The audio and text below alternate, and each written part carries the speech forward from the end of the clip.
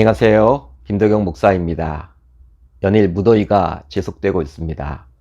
금년도 무더위는 역대급이라고 하는데요. 여러분들 모두 건강에 유념하셔서 영육 모두 강건하셨으면 좋겠습니다. 자, 오늘 우리가 나눌 말씀은 이사야 45장 9절로 10절, 이사야 45장 9절로 10절입니다. 제가 읽겠습니다. 질그릇 조각 중 한 조각 같은 자가 자기를 지으신 이와 더불어 다툴진대 화 있을진저 진흙이 토기장이에게 너는 무엇을 만드느냐 또는 내가 만든 것이 그는 손이 없다 말할 수 있겠느냐. 아버지에게는 무엇을 낳았소 하고 묻고 어머니에게는 무엇을 낳으려고 해산의 수고를 하였소 하고 묻는 자는 화 있을진저. 아멘.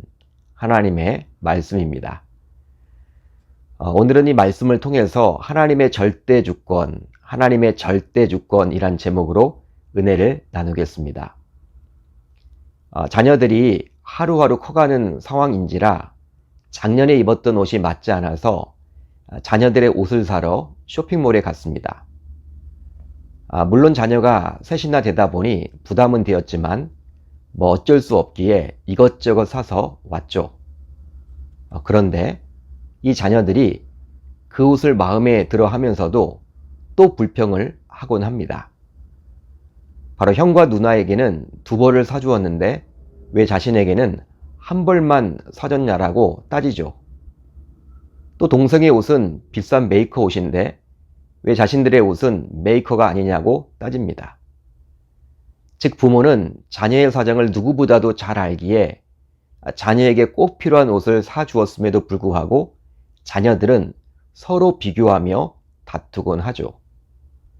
그러면서 그 옷들을 사준 부모에게 불평과 불만을 쏟아놓곤 합니다.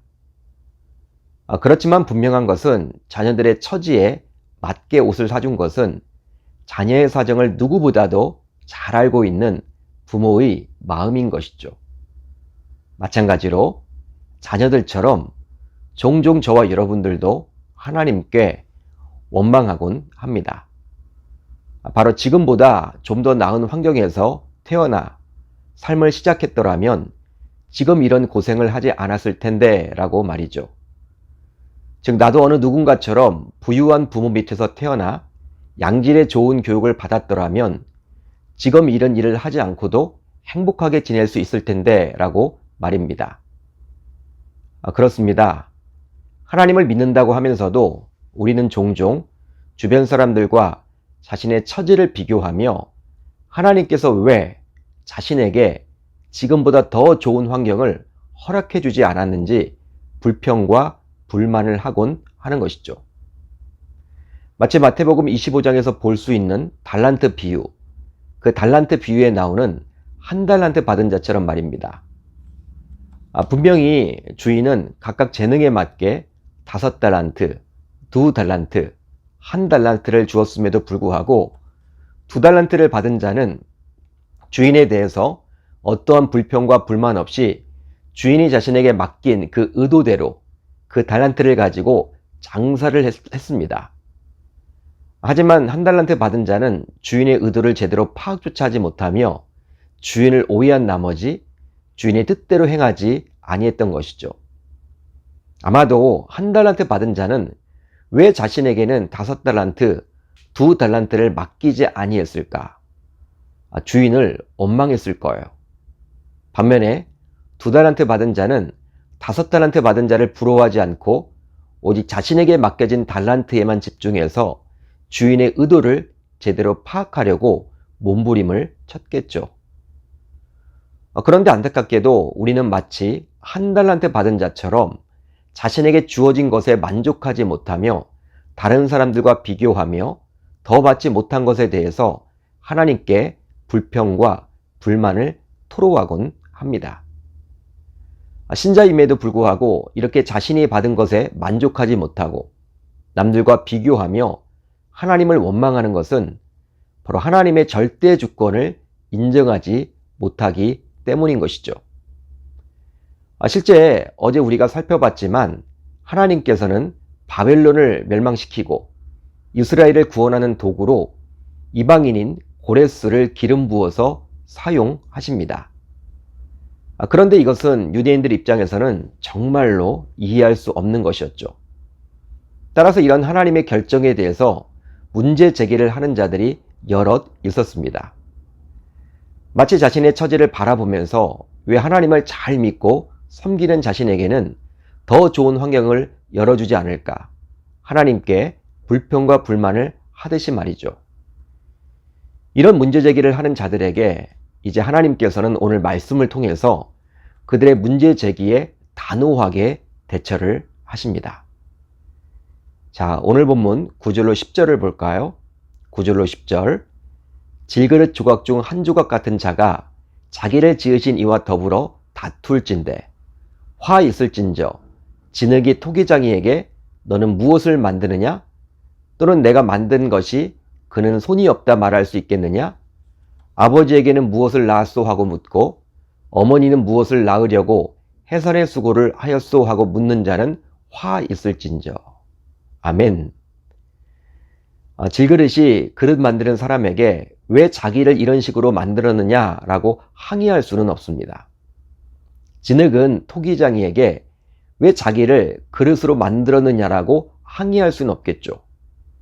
그저 만들어 준 것만으로도 고마워해야 합니다. 마찬가지로 자녀가 아버지에게 왜 나를 낳으셨냐고 따질 수는 없겠죠. 부모가 자기를 낳아준 것만 해도 고마울 뿐입니다.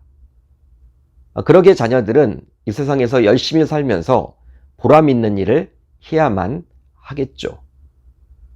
그럼에도 불구하고 토기장이에게 항의하고 부모에게 항의한다면 항의하는 자에게는 화가 있을 것이라고 하나님께서는 단호하게 말씀해 주십니다. 그러기에 오늘 말씀을 보게 되면 두 번씩이나 화 있을진저, 화 있을진저 이렇게 강조를 해주고 있죠. 사도 바울도 로마서에서 다음과 같이 말씀하시므로 하나님의 절대 주권을 강조해주고 있는데요. 이 사람아, 내가 누구이기에 감히 하나님께 반문하느냐? 지음을 받은 물건이 지은 자에게 어찌 나를 이같이 만들었느냐 말하겠느냐? 토기장이가 진흙 한 덩이로 하나는 귀 쓸 그릇을, 하나는 천이 쓸 그릇을 만들 권한이 없느냐? 따라서 하나님의 작품인 이스라엘은 창조주 하나님의 역사 경영을 거슬러서는 아니 되고 별들을 섬기는 민족이 하늘의 별들을 만드신 분의 뜻을 어길 수는 없는 것입니다. 따라서 아무리 본인들의 머리로 이해할 수 없다 하더라도 이방인 고레스를 세워서 이스라엘 백성들을 구원코자 한 것은 바로 여호와 하나님이시기에 그 하나님의 절대 주권을 인정할 수 있어야만 하는 것이죠. 이것을 인정하는 것이 중요합니다. 여러분, 신자지만 하나님의 절대 주권을 인정하지 않는다면, 인정하지 못한다면 이것은 하나님을 하나님으로 인정하지 않겠다라는 것과 다를 바가 없습니다. 즉 하나님은 창조주이시기에 피조물인 우리 인간과는 분명히 다른데요. 그러기에 창조주로서 하나님께서는 자신의 권리를 행사한 것 뿐이에요. 그것이 바로 절대주권이죠.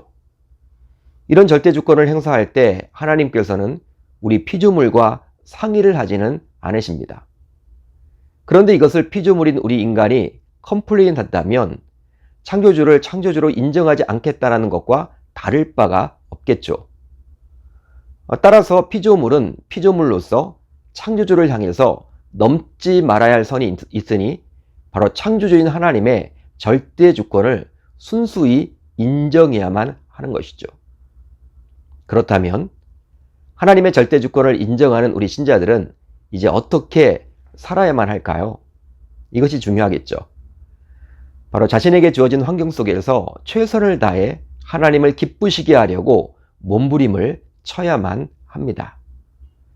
즉 가난하면 가난한 대로, 부유하면 부유한 대로, 많이 배우면 많이 배운 대로, 배우지 못했으면 배우지 못한 대로, 건강하면 건강한 대로, 건강하지 못하면 건강하지 못한 대로 말이죠.